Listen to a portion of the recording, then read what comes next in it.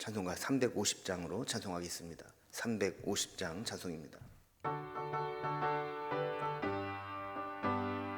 우리들이 싸울 것은 혈기 아니요, 우리들이 싸울 것은 육체 아니요, 마귀 권세 맞서 싸워 깨쳐버리고 죽을 영혼 살릴 것일세. 한 마음으로 힘써 나가세, 한 마음으로 힘써 싸우세.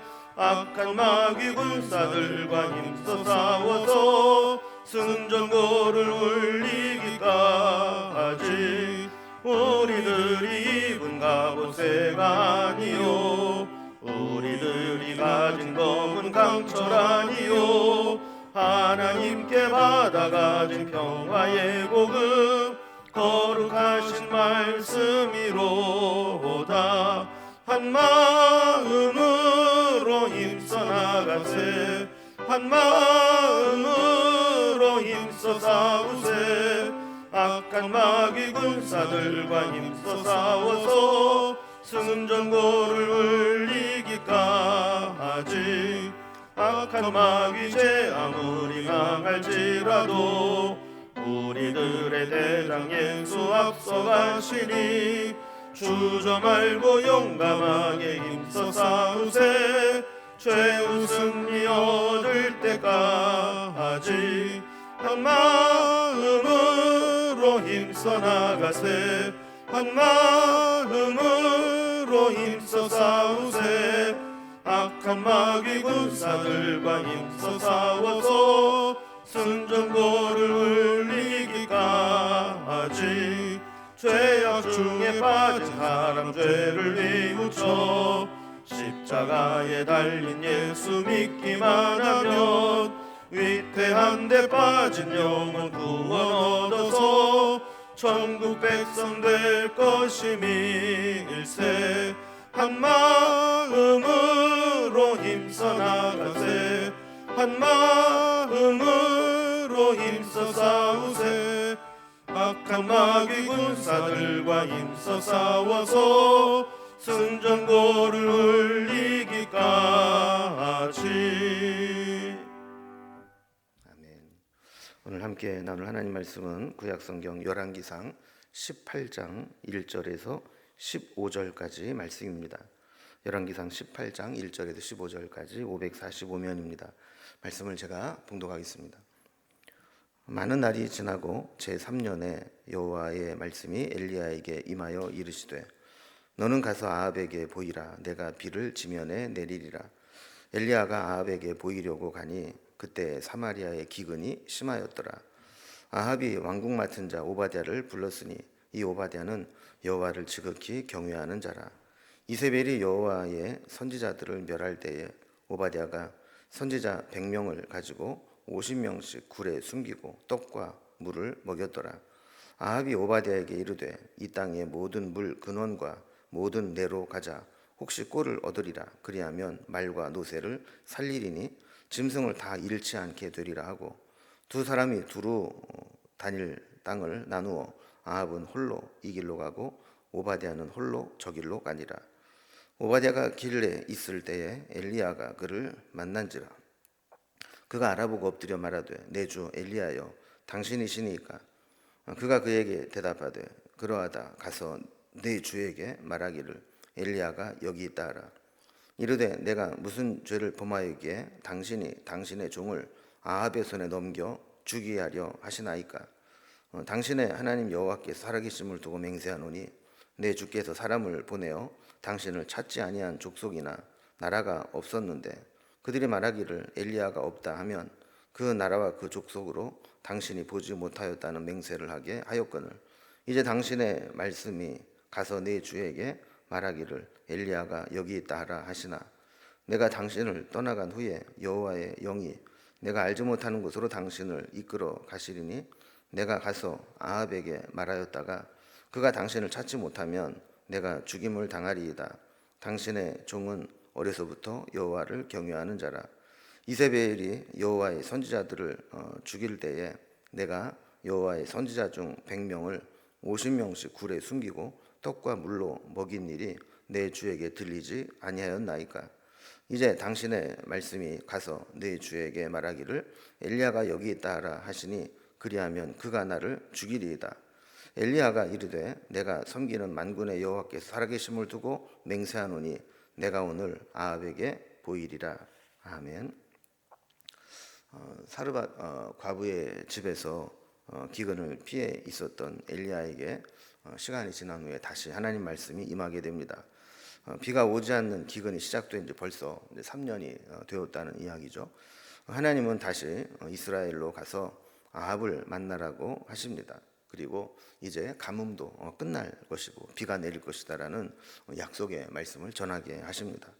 하나님은 아합을 만나는 과정도 예비하셔서 이 아합의 왕궁에 하나님을 경외하는 왕궁 책임자가 하나 있었는데 이 오바댜라고 하는 사람을 통해서 아합에게 나아가게 하신 것입니다. 이렇게 하나님 말씀대로 다시 시돈 땅에서 사마리아로 내려와서 아합을 만나는 그런 과정이 오늘 본문에 기록되어 있습니다. 오늘 본문의 내용을 단락별로 구분을 해보면 먼저 1절에서는 아합을 만나라고 사마리아로 내려가도록 말씀하시는 하나님의 말씀이 나옵니다. 2절에서 6절까지는 아합과 오바댜를 만나게 하시는 하나님의 과정이 나와 있습니다. 그리고 7절에서 15절까지 보면 오바댜의 중재로 인해서 아합을 만나게 하는 엘리야를 소개하는 하나님의 섭리가 그 속에 나와 있죠. 자, 이런 내용으로 한번 살펴봅니다. 첫 번째 단락입니다. 아합을 만나라고 말씀하신 하나님입니다. 오늘 이제 본문은 이제 그 서론으로 엘리야가 아합을 만나기 위해서 시돈 땅을 이제 떠나게 되는 과정을 설명하고 있습니다. 1절에 보면 많은 날이 지나고 제 3년에라는 말로 시작을 하고 있죠. 신약 성경에서 엘리야의 가뭄의 시대를 3년 6개월이라고 한 것으로 보아서 아마 그리시네가에서 6개월 그리고 사르밧에서 3년을 이제 지낸 것으로 보게 됩니다.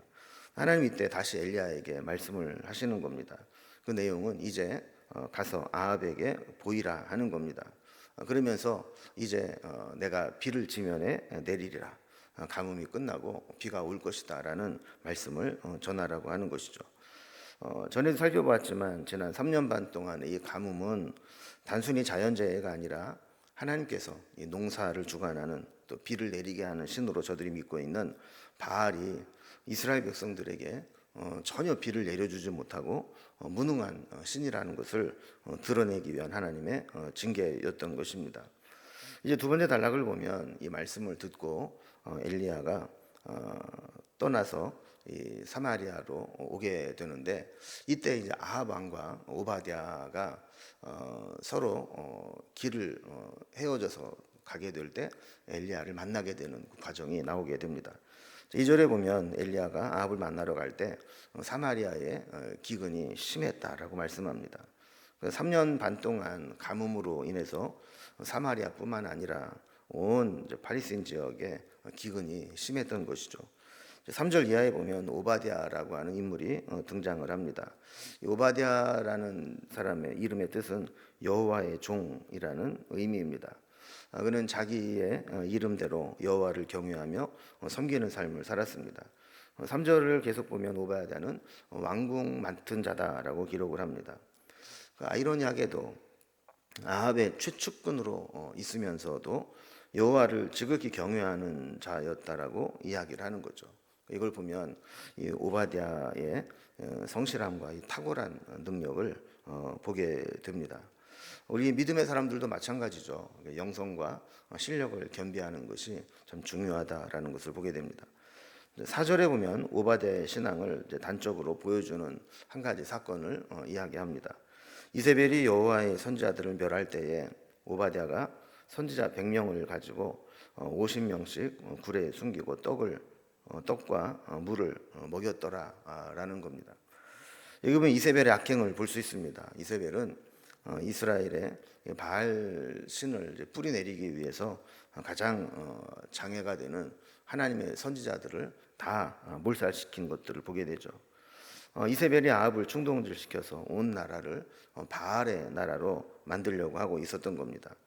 근데 그때 하나님의 종들, 하나님의 선지자들마저 다 멸절시켜 버리게 된다면 그 땅에는 하나님 말씀을 전할 사람이 없어지게 되고 그 땅에 하나님의 백성들도 사라지게 되는 겁니다. 이것을 안타깝게 여긴 오바댜는 자기가 가지고 있는 권력과 또 물질을 가지고 하나님의 종들을 보호하고 살리는데 총력을 기울입니다. 그래서 선지자 100명을 모읍니다. 언젠가는 하나님을 섬기는 나라로 이스라엘이 재건될 때 하나님 말씀을 전할 수 있도록 선지자들을 숨겨서 보호한 것이죠. 그래서 100명을 뽑아서 50명씩 나누어 굴에 은신시키고 그들을 먹을 것을 떡과 물을 주면서 보호한 것입니다.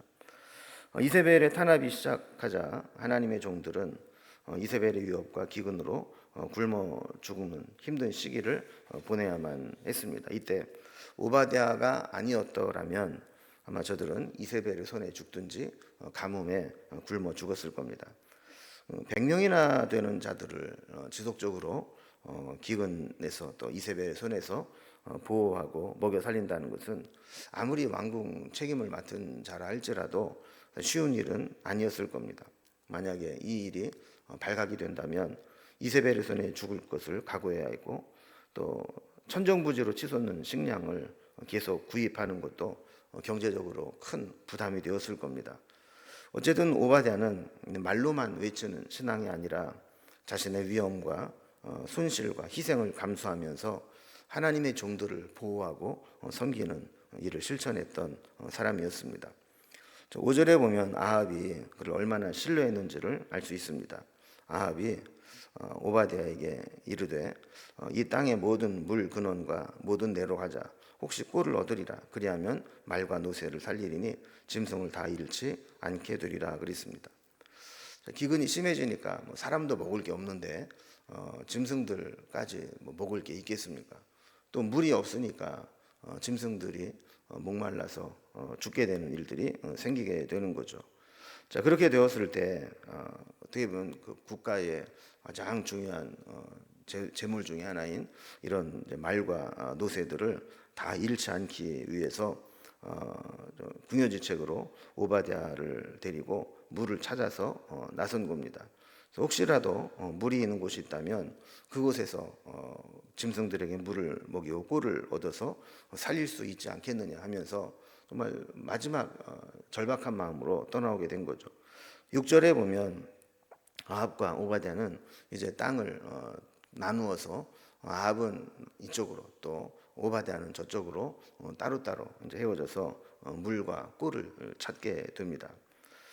마지막 세 번째 단락을 보면 이제 이런 과정을 통해서 이 오바댜를 엘리야가 오바댜를 만나게 되고 또 엘리야는 오바댜를 통해서 아합에게 나아갈 길을 얻게 됩니다. 7절에 보면 오바댜가 엘리야를 보면서 금방 알아봅니다. 그리고 엎드려서 내 주 엘리야여 당신이시니까라고 인사를 하죠. 아마도 오바댜는 하나님을 경외하는 자로서 3년 전에 당당하게 아합 왕에게 나와서 앞으로 하나님 말씀이 없으면 비가 내리지 않을 것이다라고 선포했던 엘리야를 기억하고 있었던 것 같습니다. 그래서 엘리야를 하나님을 경외하는 것처럼 하나님의 종에게 최고의 경외감으로 내 주 엘리야여라고 인사를 한 것이죠. 인사를 나눈 엘리야는 8절에서 오바댜에게 아합에게 가서 엘리야가 여기 있다라고 전하라고 이야기를 합니다. 그러면서 엘리야가 여기 있다라고 하라고 했는데 이 말을 보면 하나님의 종의 이 당당한 모습을 보게 되죠. 지금까지는 하나님이 아합을 피해서 그리시네가로 그리고 사르밧으로 가서 피해서 생활하게 했지만 하나님의 역사가 시작될 때 보면 이제 자기를 죽이려고 했던 아합 왕 앞에 당당하게 나아가서 하나님 말씀을 전하겠다라는 겁니다. 자, 그런데 오바댜는 아합 왕에게 엘리야가 나타났다는 전가를 가지고 가는 일만큼은 시키지 말아달라고 간청합니다. 그래서 9절 말씀을 보면 오바댜는 깜짝 놀라서 이렇게 이야기를 하죠.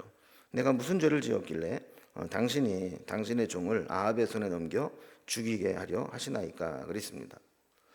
자, 오바댜의 입장에서는 내가 엘리야가 있는 곳을 알게 됐습니다 라고 전하면 될 텐데 왜 이렇게 두려워하게 되는 걸까요?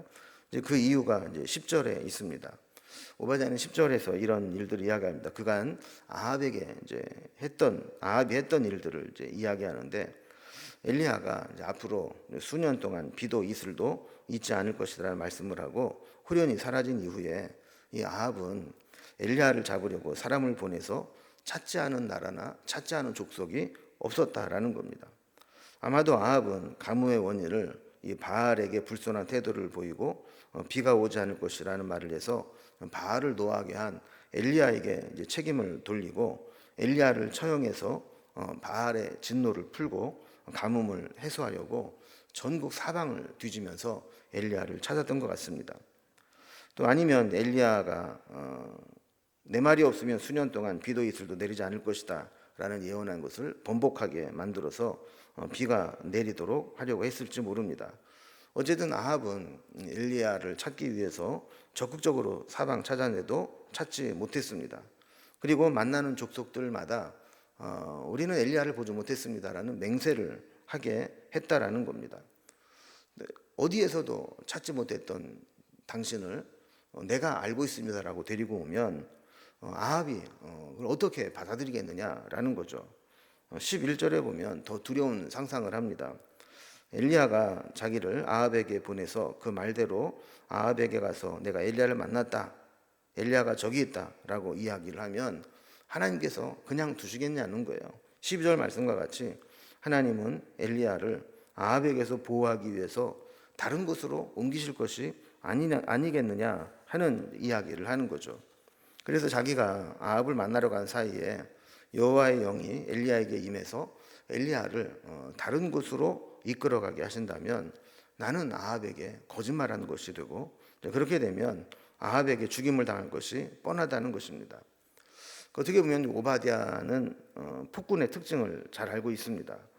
아합이 비록 오바댜를 신뢰하고 있고 측근으로 두고 있긴 하지만 한번 분노하고 과거의 상처와 트라우마가 드러나게 되면 이성을 잃어버리고 아무리 믿는 충신이라 할지라도 터무니없는 횡포를 부릴 수 있다는 것을 알고 있었던 거죠. 그래서 오바댜는 엘리야에게 당신의 종은 어려서부터 여호와를 경외하는 자라. 이 구절을 보면 그가 어릴 때부터 하나님을 경외하는 법을 배우고 훈련하고 그 결과 그렇게 아까 살펴본 것처럼 그런 위험한 일들을 자기가 하면서도 하나님의 종들을 보호했다라는 것을 다시 한번 이야기합니다. 13절에 보면 그가 했던 일들을 다시 이야기하죠. 자신이 하나님을 경외함으로 이세벨이 선지자들을 다 죽일 때 내가 이 100명을 모아서 50명씩 굴에 나누어 숨기고 떡과 물을 먹인 일을 듣지 못하였느냐, 하나님께서 그거 알려주지 않더냐라고 상기시키는 거죠. 물론 오바댜는 이 일을 극비리에 수행했을 겁니다.